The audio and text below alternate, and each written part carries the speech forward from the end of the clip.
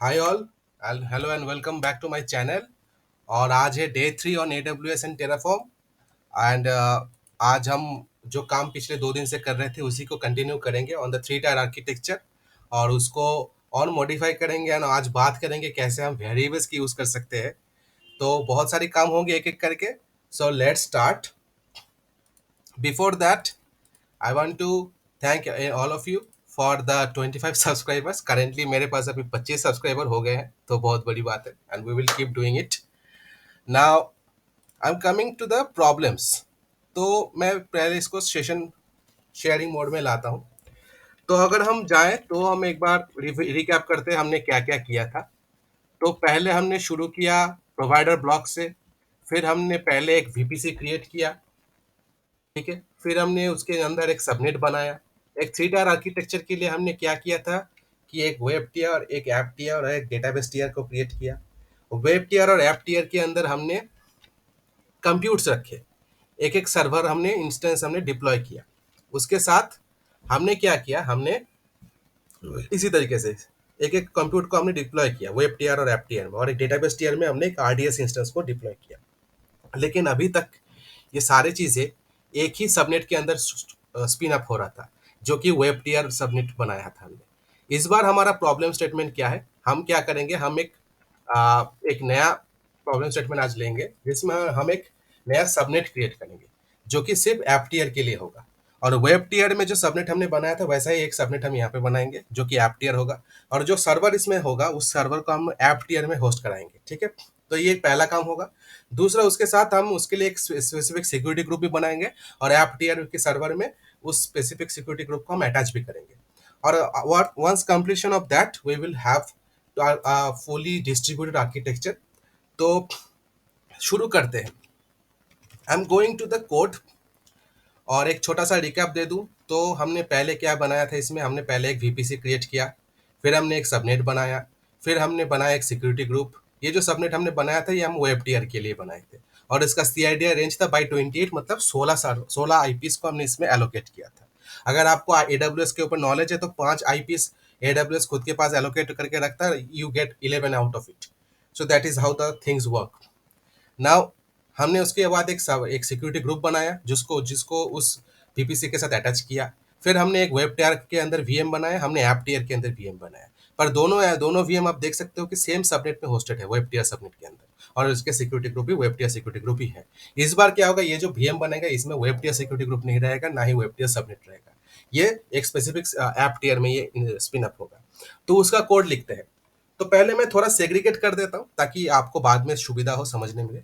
तो मैं यहाँ पे कमेंट के अंदर लिखना शुरू करता हूँ VPC। फिर इसके बाद यहाँ पे मैं लिखता हूँ सबनेट, ठीक है। सबनेट्स मैं यहाँ पे लिखता हूँ, और VPC से पहले मैं यहाँ पे एक और एंटर देके यहाँ पे code suppose to be developer friendly, ताकि डेवलपर को समझ में आए, ये बार बार मैं कहता हूँ। ये नेटवर्किंग डिवाइसेस, इसके अंदर पहले VPC है, उसके बाद है सबनेट्स। सबनेट्स में एक ही सबनेट है, और इसके बाद यहाँ पे है सिक्योरिटी ग्रुप्स। अभी एक ही ग्रुप है, दूसरा ग्रुप बन जाएगा जल्दी। फिर यहाँ पे है कंप्यूट। कंप्यूट के अंदर यहाँ पे है पहले क्या, EC2 इंस्टेंसेस, ठीक है। एक EC2 इंस्टेंस है यहाँ पे, एक और EC2 इंस्टेंस यहाँ पे है। फिर यहाँ पे मैं रखता हूँ डेटा, और इस पे रखता हूँ RDS, ठीक है। अभी मैं क्या करूंगा, एक एक सेक्शन में मैं चेंजेस करूंगा। पहले मैं नेटवर्किंग डिवाइसेस में आता हूँ। सबनेट्स के अंदर मुझे एक और बनाना है सबनेट, तो मैं इसी सेक्शन को कॉपी करता हूँ और एक दूसरा सबनेट मैं क्रिएट करूंगा।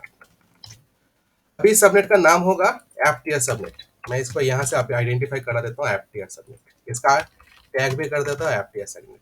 पर आप यहाँ पे देखो तो इसका CIDR ब्लॉक कितना है, बाई 28 है, मतलब टोटल 16 IPs है। तो मैं अगर कैलकुलेट करूँ तो 10.0.0.1 यहाँ से लेके एक एक्सेल ओपन करता हूँ, समझने के लिए आसानी होगी।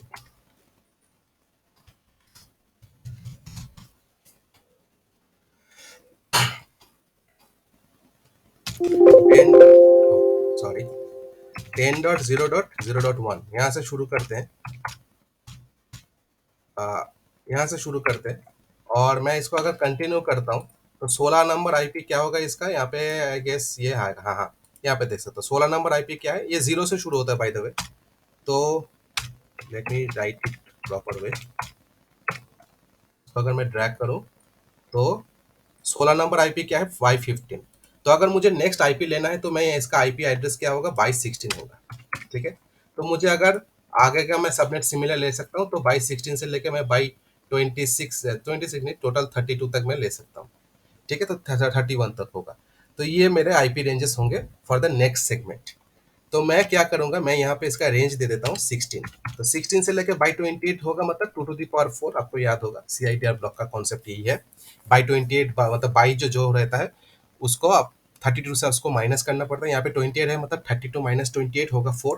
तो 2 to the power 4 माने 16 पीस। अगर यहाँ पे 6 होता, जहाँ जो कि हमारा सबनेट का है, सबनेट नहीं VPC का है, इसमें 6 है, मतलब 32 माइनस 6 26, दैट इज 6। तो 2 to the power 6 इतने टोटल आईपीस इस VPC के अंदर एलोकेटेड है। 2 to the power 6 कितने होते हैं, 30, that is how much, I guess 64। तो इतना आईपीस यहाँ पे एलोकेटेड है। तो इनमें से मैं एक सेगमेंट बना देता हूँ ऐप टियर के लिए। मैंने ये सेगमेंट बना दिया। अभी मुझे सिक्योरिटी ग्रुप भी बनाना है इसके लिए, तो मैं सेम ऐसा ही सिक्योरिटी ग्रुप बनाता हूँ ऐप टियर के लिए।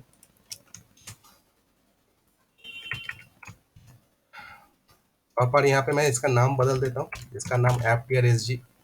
इसका भी नाम मैं कर देता हूँ app tier SG, defined for app tier of application, for app tier application.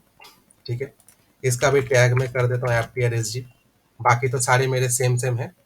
इसका जो VPC आईडी है, VPC आईडी तो सबका सेम ही रहेगा, क्योंकि दोनों VPC, दोनों सेम VPC के अंदर आते हैं।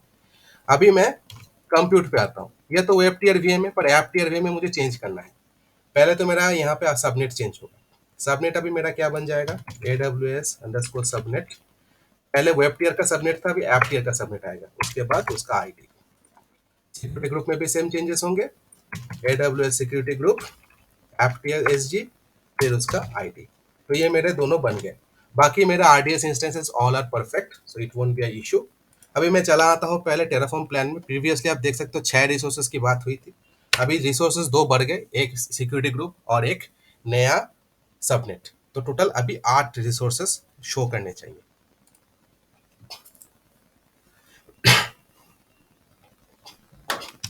जब तक ये प्लान काम करता है तब तक मैं एक बार पहुंच जाता हूँ अपने आ, इस पे AWS के कंसोल पे। आई गेस सारे रिसोर्सेज अभी स्पिन्ड अप है, कोई कुछ भी अभी टर्न डाउन नहीं है, सारी चीज़ें अभी टर्मिनेटेड है। एंड आई गेस कोई रिसोर्सेज भी या इंस्टेंसेस भी शो नहीं करने चाहिए। राइट, एक ही सिक्योरिटी ग्रुप है जो कि बाय डिफॉल्ट आता है। This is not made for any app tier और वेब टियर।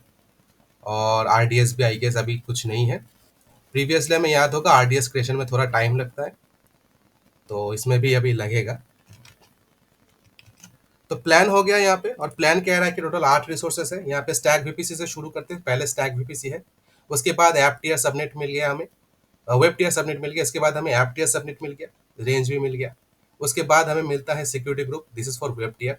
फिर हमें एक और सिक्योरिटी ग्रुप मिलता है, this is for app tier. फिर हमें सिक्योरिटी ग्रुप के बाद हमें मिलेगा कंप्यूट। कंप्यूट हमारा मिलेगा पहला वेब टियर के लिए एक VM है, और उसके ठीक ऊपर हमारे पास एक ऐप टियर के लिए भी VM होगा। ठीक है, और ठीक उससे पहले हमारे पास एक RDS इंस्टेंस है। टोटल 8 रिसोर्सेस हमें एस्टिमेटेड हो गए through Terraform. Now if I run the Terraform apply,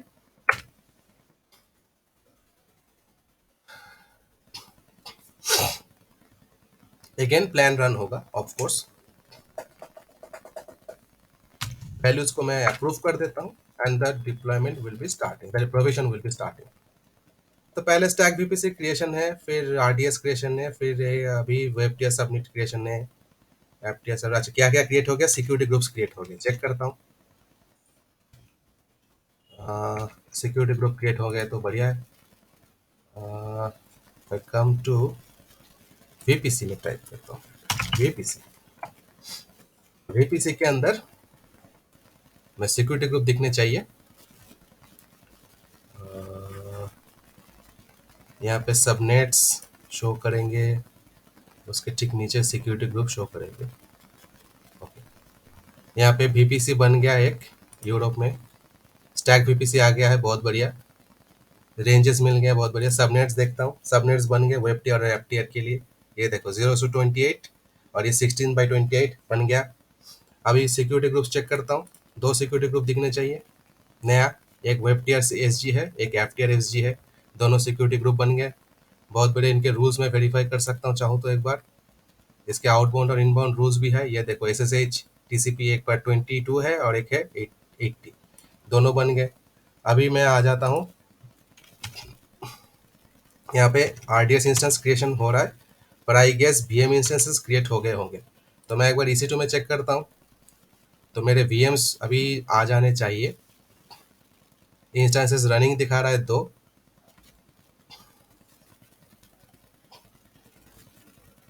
तो यहाँ पे इंस्टेंसेस दोनों रनिंग है, वेब टीयर और एफ टीयर के लिए दोनों का। ये देखो वेब टीयर के लिए वेब टीयर एस जी है, वेब टीयर वीएम का वेब टीयर एस जी है, और एफ टीयर वीएम का यहाँ पे एफ टीयर एस जी है। बहुत बढ़िया। दोनों का मैं एक बार किसी एक में क्लिक करता हूँ, तो आई विल फाइंड कि इसका वीपीसी सबनेट आईडी, इसका देखो वेब टीयर वीएम का सबनेट आईडी है web tier subnet. Similarly I can find the app tier VM as well, उसका भी सबनेट होगा app tier subnet. Subnet ID app tier subnet, and of course दोनों का security group भी अभी सही से अटैच हो गया होगा। इसका मैं सिक्योरिटी चेक करूं, तो सिक्योरिटी ग्रुप यहाँ पे एफ टीयर एस जी है, उसका वेब टीयर एस जी होगा।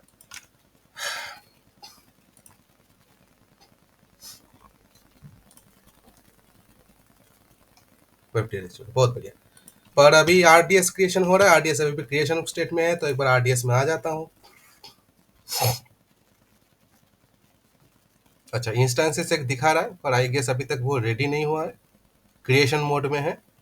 इन द मीन टाइम मैं यहाँ पे थोड़ा अपडेट कर देता हूँ। मैं इसका CIDR अभी तक एफटीआर का बनाया नहीं था, मैं यहाँ पे लिख देता हूँ S28। तो ये मेरे बन गए और इसके एक सिक्योरिटी ग्रुप भी बन गया। इसका मैंने नाम दिया FTRSG।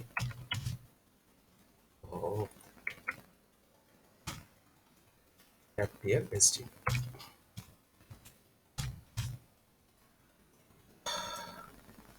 ये तो मेरे डन हो गए, ये स्टेटस मेरा डन है।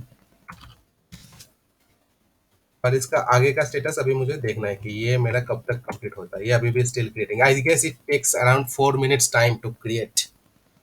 सो टोटल क्रिएशन टाइम, हाँ हो गया, चलो बहुत बढ़िया। 3 मिनट 20 तो ओके, इस बार जल्दी हो गया। 3 minute 29 second. It is telling the RDS instance, इसका लास्ट में LEU है, एक बार वैलिड कर सकते हैं चाहे तो। अगर रिफ्रेश करें, ये अवेलेबल दिखा रहा है अभी, ठीक है, और बहुत अच्छी बात है। तो हमारा ये सारे आर्किटेक्चर रेडी हो गया। तो एक बार स्लाइड शो में आता हूँ। तो ये मेरे होने के बाद अभी जो मेरा आर्किटेक्चर है, प्रीवियसली मेरा जो आर्किटेक्चर था वो ऐसा था। आप देख सकते हो यहाँ पे वेब टीयर और एफ टीयर एक ही सबनेट के साथ था अटैच। अभी क्या हो गया, अभी हमारा 3 आर्किटेक्चर अपडेट हो गया। वेब टीयर EC2 इंस्टेंस है, एफ टीयर EC2 इंस्टेंस है दोनों, और दोनों का अलग अलग सबनेट में दोनों अभी अटैच हो गया है। अभी दोनों अलग, उनका दोनों अलग अलग है। अभी मैं इस हिसाब से मॉडिफाई भी कर सकता हूँ इनके सिक्योरिटी ग्रुप्स को, और सर्वर को भी मैं अपडेट कर सकता हूँ। तो मैं इसका स्टेटस कर देता हूँ डन, ठीक है। पर अभी मेरा काम आधा हुआ, अभी मुझे एक और काम करना बाकी है, वो है वेरिएबल्स के ऊपर काम करना। अभी तक मैंने जो किया था वो किया, वो काम जो जितना हुआ वो सारे मैंने यहाँ पे सारी चीज़ें हार्ड कोडेड रखे हैं, मैंने ज़्यादा कुछ अपडेट नहीं किया। मैं काफ़ी सारी चीज़ों को वेरिएबल्स में डाल सकता हूँ।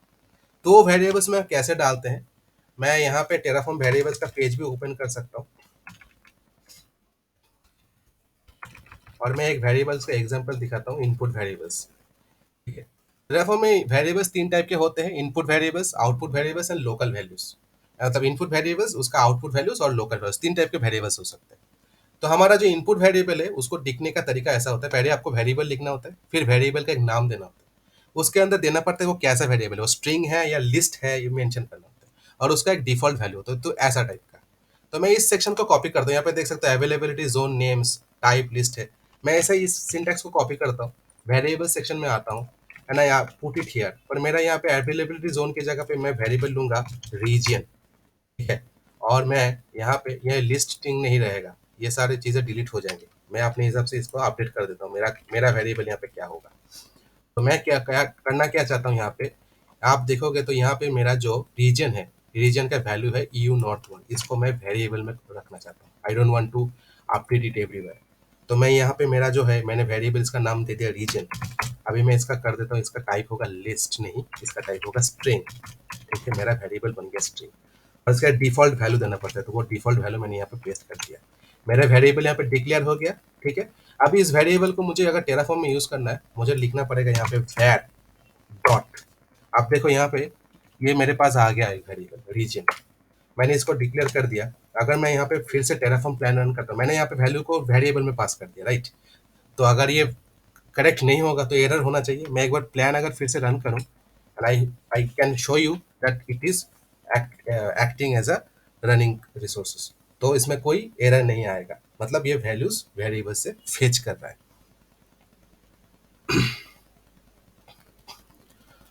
वंस इट इज डन, ये चलने लग गया, मतलब वेरिएबल्स ठीक है। नहीं तो अगर वैल्यू नहीं मिलता तो वैल्यू रन टाइम में मुझे मांग लेता। ठीक है, ठीक है, ये इट इज अभी शोइंग नो चेंजेस, मतलब सब ठीक ठाक है। अभी मैं क्या करूंगा, मैं कुछ और अपडेट कर देता हूँ। मैं यहाँ पे AMI IDs को मैं अपडेट कर देता हूँ। ठीक है, तो AMI को मैं ऐसे कॉपी करता हूँ, नहीं ऐसे नहीं, ऐसे कॉपी करते इसका वैल्यू को, वेरिएबल पे आता हूँ। यहाँ पे मैं फिर से एक और वेरिएबल लेता हूँ, और मैं यहाँ पे लिखता हूँ, वेरिएबल का नाम देता हूँ AMI ID। टाइप देना पड़ेगा, टाइप मेरा फिर से होगा स्ट्रिंग।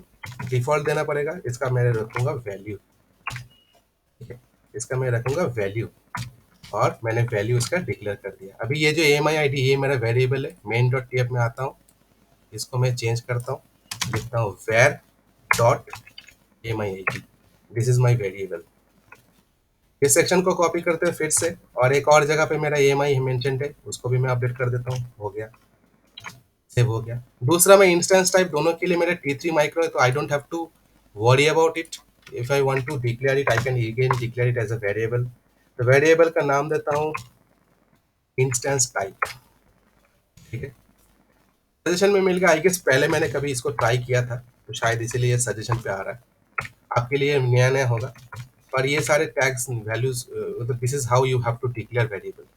तो डिक्लेयर इसका डिफॉल्ट वैल्यू है, वैल्यू को मैं यहाँ से कॉपी करता हूँ, T3 माइक्रो को मैं यहाँ पे मेंशन करता हूँ, मेरे वेरिएबल्स मेंशन हो गए। अभी मैं यहाँ पे आके इसका चेंज कर देता हूँ, इसको I am replacing with variable instance type. ठीक है, instance type. Same way I can update it here.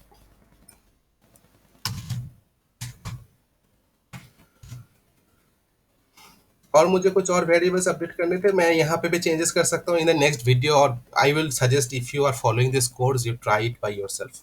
मैं इस सारे सेक्शंस को मैं गिटहब में अपडेट कर दूंगा, so you will get the codes from here. धीरे धीरे जैसे हम अपडेट करते जाएंगे, and remaining things, there are a lot of things can be values taken as variables, but in the next videos I will start with on more। मैं इसमें और चीज़ें ऐड करूँगा। तो फिलहाल के लिए मैं वेरिएबल्स कुछ अपडेट कर दिया। अभी मैं इसको फिर से प्लान रन करके एग्जीक्यूट करूँ, you can show see that the code is running without any error, so variables are working. तो आगे टाइम के जो भी हम कोड्स लिखेंगे, इसमें सारे मैं वेरिएबल से ही करूँगा। और फ्यूचर पर्पसेस में नेक्स्ट वीडियो में मैं स्टार्ट करूँगा ऑन मॉड्यूल्स।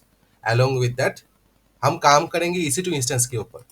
EC2 इंस्टेंसेस में जो भी सर्वर्स मेरे पास है, इन सर्वर्स के ऊपर मुझे एक, ये तो सर्वर सिर्फ बेसिक बना, इसमें मुझे लॉन्च कॉन्फ़िगरेशन देना पड़ेगा, ऑटो स्केलिंग ग्रुप बनाना है, ठीक है, लॉन्च टेम्पलेट बनाना है, बहुत सारी चीज़ें हैं। तो एक एक करके हम इसमें कॉन्फ़िगर करते रहेंगे।